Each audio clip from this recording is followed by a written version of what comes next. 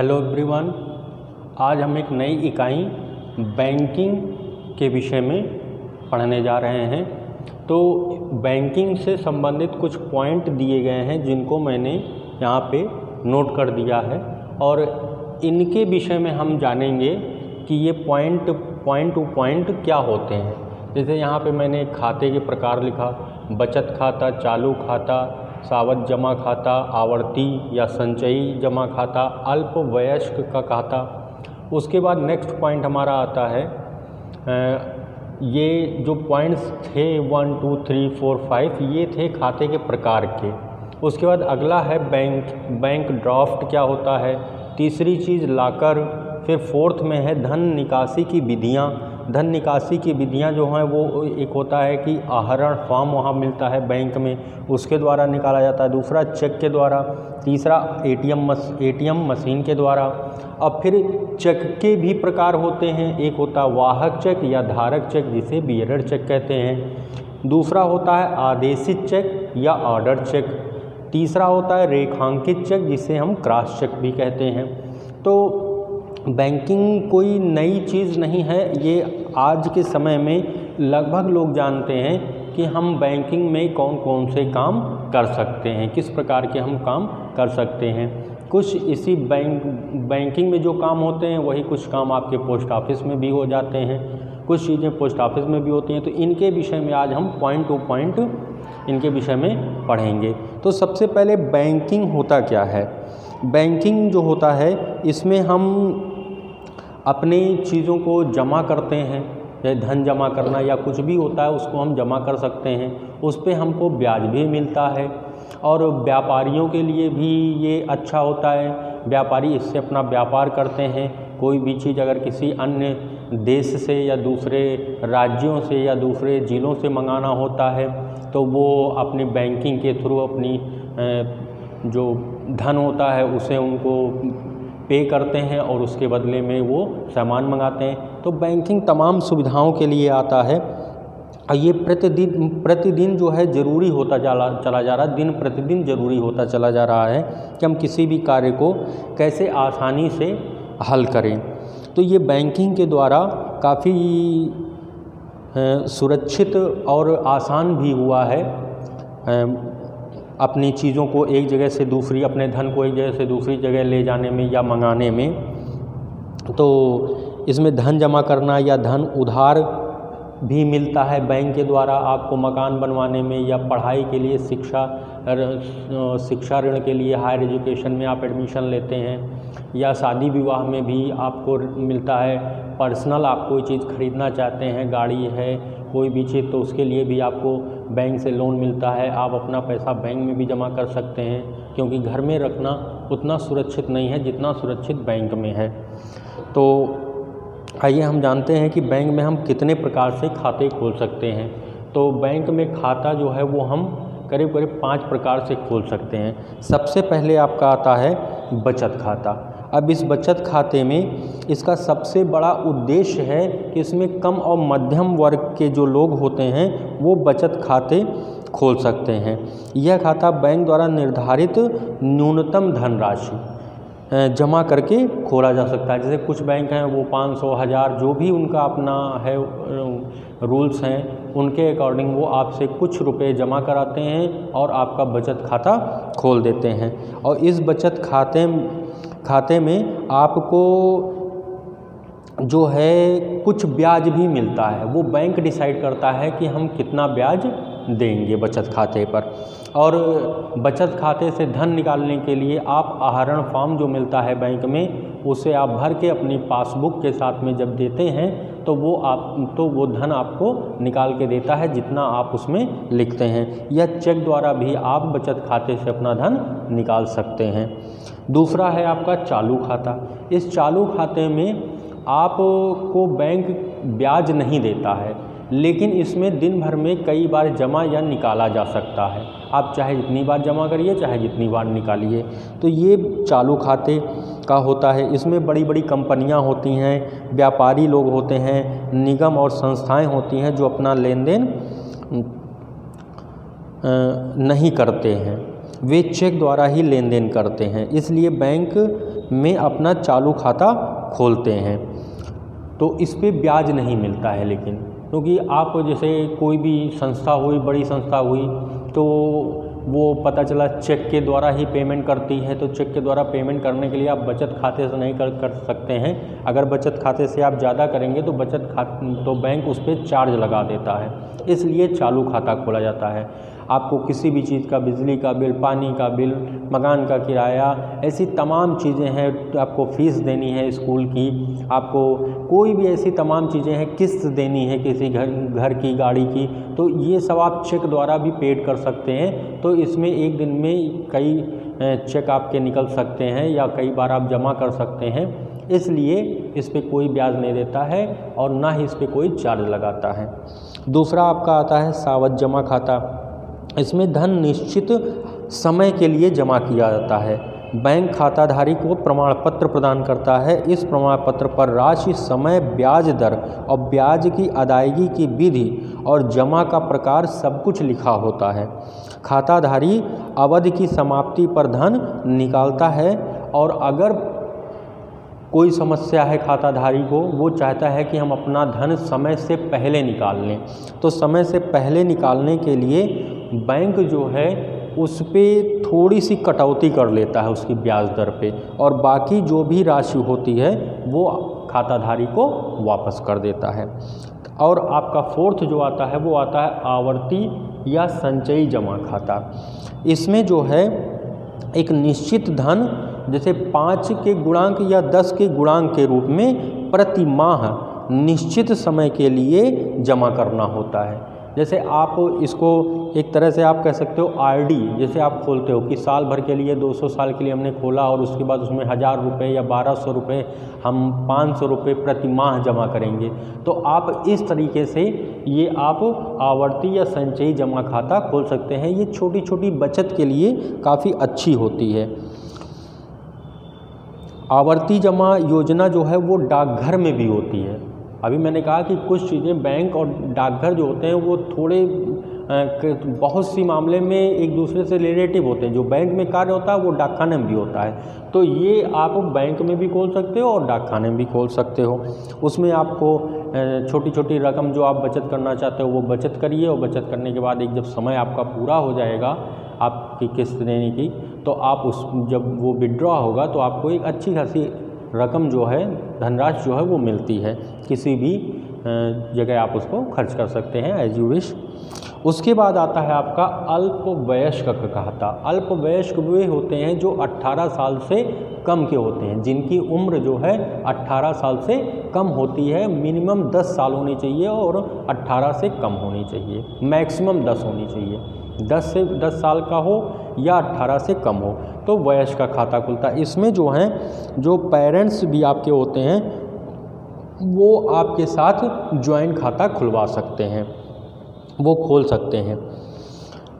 ठीक है, समझ गया आप कि कोई भी 10 साल का बच्चा अल्पवयस्क खाता खोलता है, लेकिन उसके खोलने के साथ में उसके पेरेंट्स का ज्वाइंट होना ज़रूरी है। माता पिता में से कोई भी उस बच्चे के साथ में ज्वाइंट हो सकता है। तो दोनों का आप देखे होंगे कि ऐसे खाते बच्चे खोलते हैं। कभी स्कूल से जब उनको छात्रवृत्ति मिलने वाली होती तो उनका खाता खोला जाता है, तो उनकी उम्र बहुत ज़्यादा अगर नहीं होती है, 10 साल से बड़े होते हैं या 18 साल से कम होते हैं, तो उनके पिताजी की और उस बच्चे की फ़ोटो भी लगती है और ये खाता खुल जाता है। अगली चीज़ आती है आपकी बैंक ड्राफ्ट। अब बैंक ड्राफ्ट जो है वो एक तरह से आप मनी आर्डर नाम सुने होंगे, डाकघरों में होता था, मनी आर्डर होता था, उसका काम करता है। तो बैंक ड्राफ्ट जो है ये बहुत इजी हो गया। आप बैंक से बैंक ड्राफ्ट बनवा के किसी भी रकम का आप एक स्थान से दूसरे स्थान पर जा सकते हैं लेके उसे। अगर आप भारी रकम नहीं ले जा पा रहे हैं रख के, तो आप बैंक ड्राफ्ट बनवा लीजिए और उसे लेके आप कहीं भी जा सकते हैं, फिर उसे आप कैश करा सकते हैं। ये बहुत ही अच्छी चीज़ होती है, इसे हम डिमांड ड्राफ्ट भी या बैंक ड्राफ्ट भी कहते हैं। जैसे बैंक ड्राफ्ट एक आज्ञा के रूप में होता है, जिसमें एक निश्चित राशि उस व्यक्ति को दिए जाने का आदेश होता है जिसके नाम ड्राफ्ट निर्गत होता है। धन भेजने वाला व्यक्ति एक निर्दिष्ट राशि बैंक को देकर बैंक ड्राफ्ट बनवा सकता है। आप जितने का भी बैंक ड्राफ्ट बनवाना चाहते हैं उतनी राशि आप बैंक को देते हैं तो बैंक उतने का धनराशि, उतने का बैंक ड्राफ्ट आपको बना के दे देता है। लेकिन उस पे बैंक एक कमीशन फ़ीस भी लेता है। एक कमीशन होता है, एक सुविधा शुल्क होती है जो वो लेता है, और उतने का, और जितना पैसा आप कहेंगे उतने का भुगतान वो कर देता है। आपके अकाउंट से उतना पैसा डिडक्ट कर देता है, काट लेता है। उसके बाद आता है लॉकर। अब लॉकर भी आपने बहुत सुना होगा कि बैंकों में लॉकर होते हैं। आपके मूल्यवान वस्तुओं की सुरक्षा के लिए बैंक जो है एक लॉकर रूम बनाता है। उस लॉकर रूम में बॉक्स होते हैं और उन बॉक्सों में आप कोई भी चीज़ जो आपको लगती है कि मूल्यवान है उसे आप रख सकते हैं, और उसमें 2 चाबियां लगती हैं। एक चाबी बैंक आपको दे देता है, दूसरी चाबी बैंक अपने पास रखता है। लेकिन आपका लॉकर दोनों चाबियों को लगाने के बाद ही खुलेगा। जब आप बैंक में जाएंगे अपने लॉकर से अपने लॉकर में कोई भी चीज़ रखने के लिए या निकालने के लिए, तो बैंक वाला भी आपके साथ जाएगा, उसमें अपनी चाबी लगा देगा। फिर आप अपनी चाबी लगा के खोलेंगे तो उसमें जो भी चीज़ आपको रखना है या निकालना है वो आप कर सकते हो, और बैंक का जो कर्मचारी होगा वो वहाँ से चला जाएगा, क्योंकि उसे भी नहीं पता होता कि आप अपने लॉकर में क्या रखते हो। इस लॉकर को लेने के लिए बैंक आपसे किराया भी लेता है। जब आप लॉकर मांगोगे तो बैंक आपसे उस पर रेंट भी लेता है, किराया भी लेता है। जैसे आप कोई मकान किराए का लेते हो या कोई भी चीज़ आप किराए पे लाते हो, उसी तरह वो उसका किराया भी लेता है, तब आपको वो लॉकर देता है। ठीक है। अगली चीज़ आती है धन निकालने की विधियाँ। अब धन निकालने की विधियाँ, पहली होती है निकासी। निकासी का मतलब आहरण फॉर्म द्वारा, दूसरा होता है चेक के द्वारा, तीसरा होता है एटीएम के द्वारा। तो सबसे पहले हम आहरण फॉर्म वाला देख लेते हैं। आहरण फॉर्म निःशुल्क बैंक में मिलता है और ग्राहक फॉर्म को भली भांति भर कर बैंक को पासबुक के साथ में जब देता है तो पासबुक के साथ में जब देता है तो बैंक का जो अधिकारी होता है वो उस पर जो हस्ताक्षर करता है खाताधारी, उसका मिलान करता है जो वो फॉर्म भराया जा चुका होता पहले बैंक के द्वारा। तो जब दोनों मैच करते हैं, दोनों एक जैसे होते हैं, तो अधिकारी जो है, बैंक अधिकारी जो होता है वो आपको चेक आहरण फॉर्म से पैसे निकालने की अनुमति प्रदान कर देता है। तो आप उस आहरण फॉर्म द्वारा भी निकाल सकते हो। आप ये चीज़ ध्यान रखिएगा कि आहरण फॉर्म से पैसे निकालने के लिए पासबुक का होना बहुत ज़रूरी है। दूसरा होता है चेक द्वारा। अब चेक जो जब बैंक में आप बचत खाता खोलते हो तो उसमें जो वो निश्चित एक धनराशि मांगता है आपसे खाता खोलने के लिए, तो उस धनराशि पर ही आपको बैंक जो है चेक भी प्रदान करता है, चेकबुक। और ये चेकबुक जो हैं ये 10, 20, 25 और 100 के संख्या में होती है। आप कौन सा चेकबुक लेंगे ये आप बैंक को बताते हैं। 10 पेज वाला लेंगे, 20 पेज वाला लेंगे, 25 पेज वाला लेंगे या 100 पेज वाला लेंगे। तो वो निर्धारित पेज वाला एक चेकबुक आपको देगा, उस चेक से आप पैसे निकाल सकते हो। उस चेक पे आपको अमाउंट भरना होता है, जिसके नाम आप चेक काट रहे हैं उसका नाम लिखना होता है, और उस पे एक निर्धारित जगह पे एक निर्धारित प्लेस आपका होता है जिस पे आप उस पे हस्ताक्षर करते हो। तो इतना सब करने के बाद जब आप चेक देते हो तो वो चेक के माध्यम से उस व्यक्ति को उतने रुपए दे देता है और आपका चेक रख लेता है। और तीसरा होता है एटीएम। अब एटीएम बहुत ही प्रचलित हो गया है, एटीएम के विषय में सबको मालूम है। लेकिन उससे पहले जब हम चेक की बात कर रहे हैं तो हम चेक के प्रकार भी देख लेते हैं। सबसे पहले होता है वाहक चेक या धारक चेक, इसे कहते हैं बियरर चेक। दूसरा होता है आदेशित चेक या ऑर्डर चेक, और तीसरा होता है रेखांकित या क्रॉस चेक। तो सबसे पहले हम वाहक चेक की बात कर लेते हैं। यह चेक जिसके नाम होता है वह स्वयं अथवा किसी वाहक के द्वारा उस पर लिखी धनराशि को बैंक से प्राप्त कर सकता है। चेक पर खाताधारी का हस्ताक्षर आवश्यक है। आपने चेक काट दिया और वो चेक किसी को दे दिया कि जाओ मेरे अकाउंट से इतना जितनी धनराशि आपने लिखी उसको लेते आओ, तो जो लेके जाएगा वो वाहक होता है आपका चेक लेके जाने वाला। तो बैंक जो है वो चेक रख लेगा और उसको उतनी धनराशि निर्गत कर देगा, मतलब दे देगा। दूसरा होता है आदेशित चेक। इस प्रकार के चेक का भुगतान बैंक मात्र उसी व्यक्ति को करेगा जिसके नाम चेक काटा गया होगा। अगर चेक आपने किसी के नाम काटा है तो जिसके नाम काटा है वही व्यक्ति उस चेक से भुगतान पा सकता है, कोई दूसरा नहीं पा सकता है। अगला होता है रेखांकित चेक। रेखांकित चेक में क्या होता है, चेक वही होता है जो वाहक चेक और आदेशित चेक होता है वही होता है, केवल उसमें आपको एक जगह पे 2 लाइनें क्रॉस खींच देनी होती हैं और उसमें लिख देना होता है अकाउंट पेई। और अकाउंट पेई लिखने से जब चेक बैंक के पास जाएगा तो ये उसी के अकाउंट में धनराशि चला जाएगा जिसके नाम आपने चेक काटा होगा। समझ रहे हैं? जब आप जो आपके पास चेक है उस चेक पे आप 1-2 तिरछी लाइनें खींच देंगे, उसमें लिख देंगे अकाउंट पेई। और जब अकाउंट पेई लिख देंगे तो ऐसे चेक का भुगतान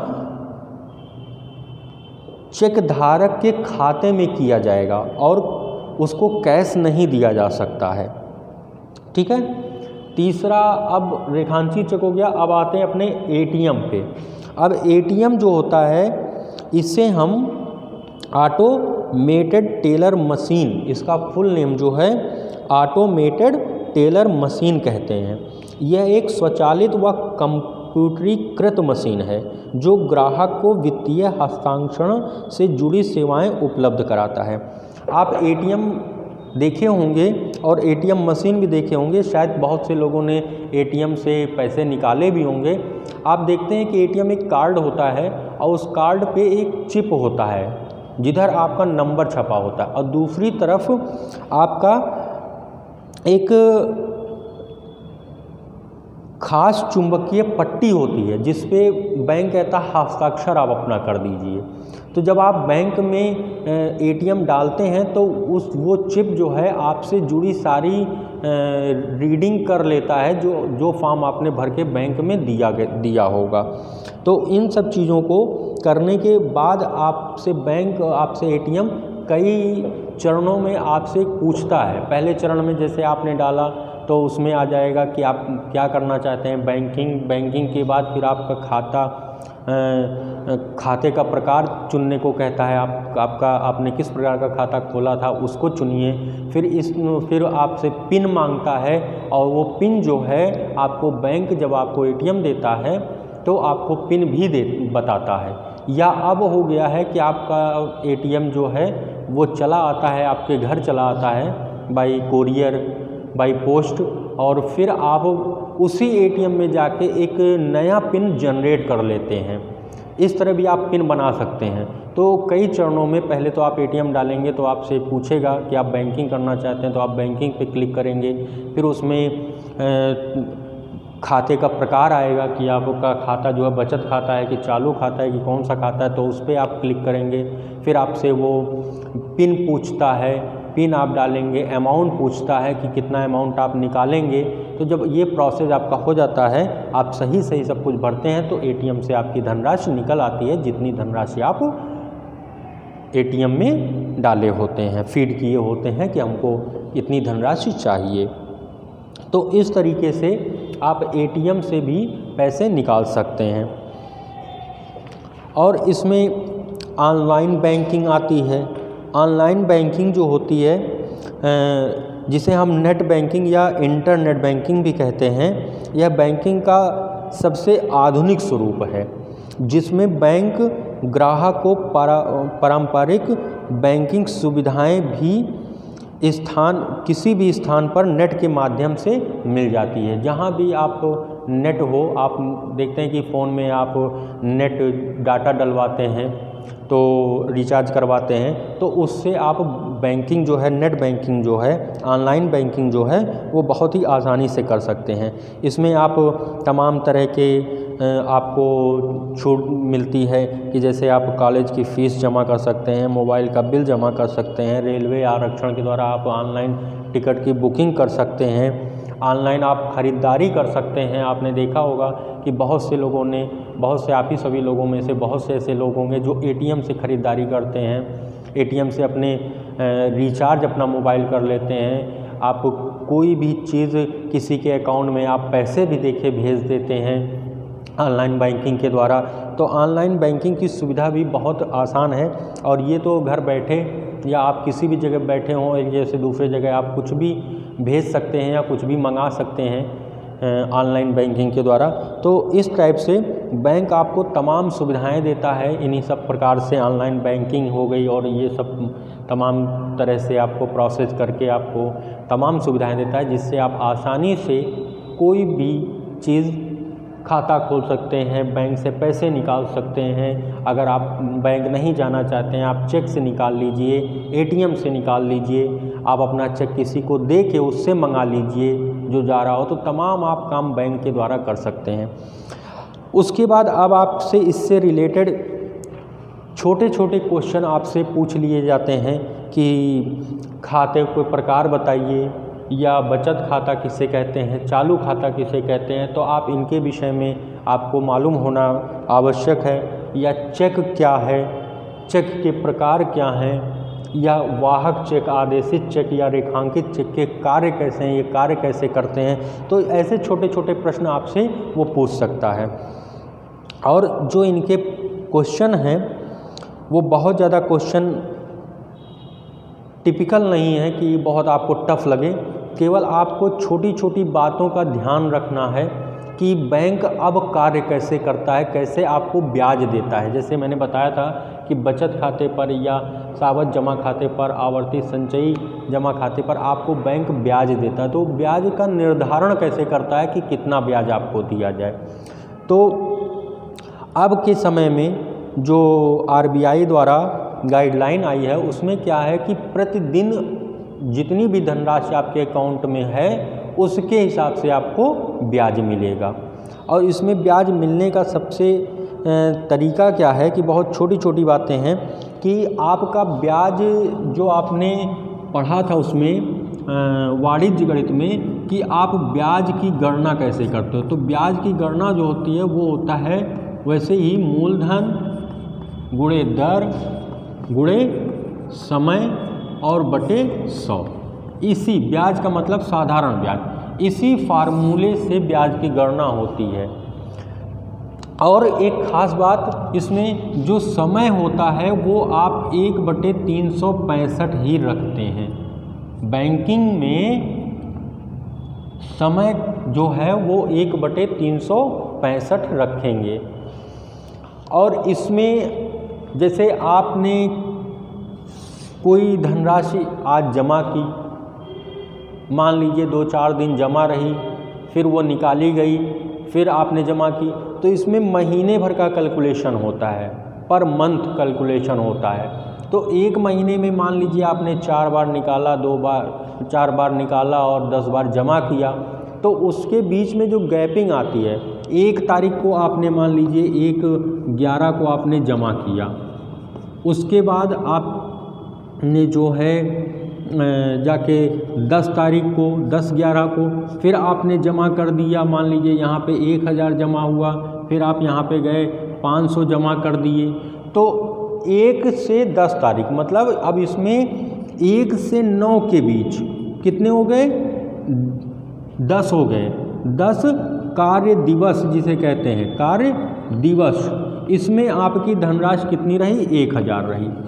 और उसके बाद 10 से आपने इस महीने में मान लीजिए 2 ही बार ट्रांजैक्शन किया।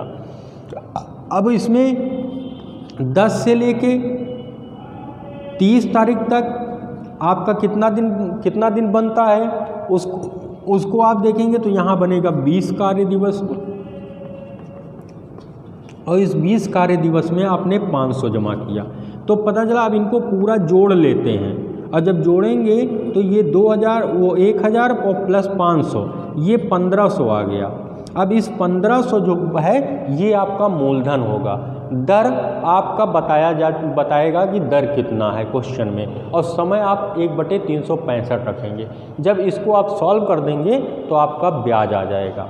इससे संबंधित एक प्रश्न हम आपको इसमें बताएंगे, पूरा इसका जो सारणी है उसको बना के हम इसमें पूरा आपको डिटेल में बताएंगे कि ये इस टाइप के अगर क्वेश्चन आपको मिलते हैं हल करने के लिए पेपर में, तो आप कैसे इसको हल करेंगे। Thank you.